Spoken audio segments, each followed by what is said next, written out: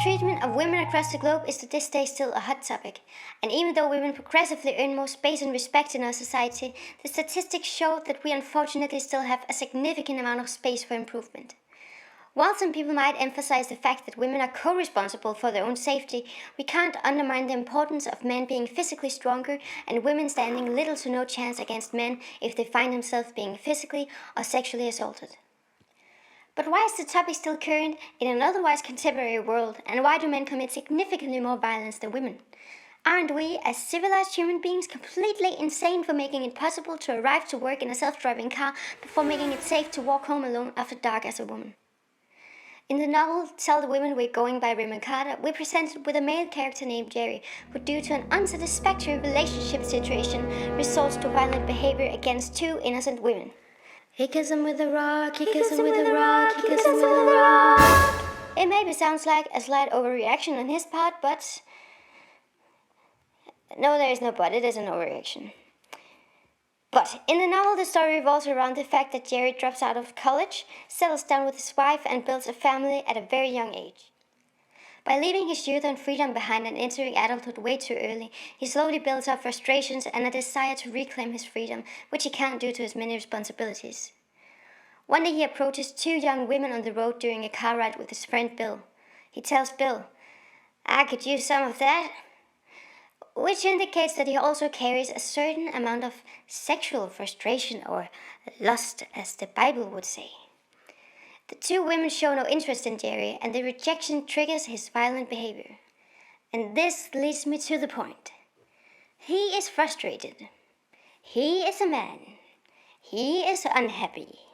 He wants the women's attention.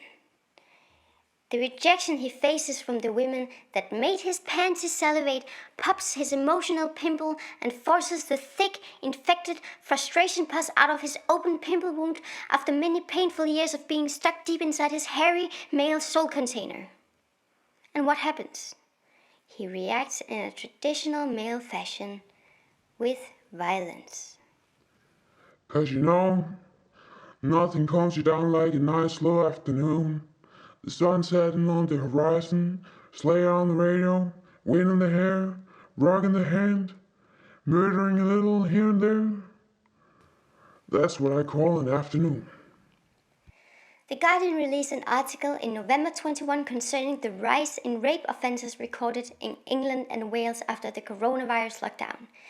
According to official figures, the number of sexual offences recorded has increased by 8% and is therefore the highest ever number recorded. That's the name of the article, how convenient. Apart from sexual offences, the report also shows a 6% increase in domestic abuse-related crimes.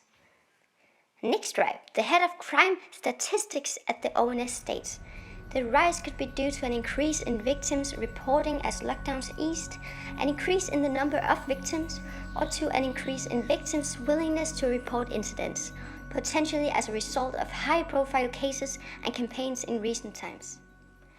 While some caution should be exercised when interpreting the figures, we do still see an extremely large number of assaults.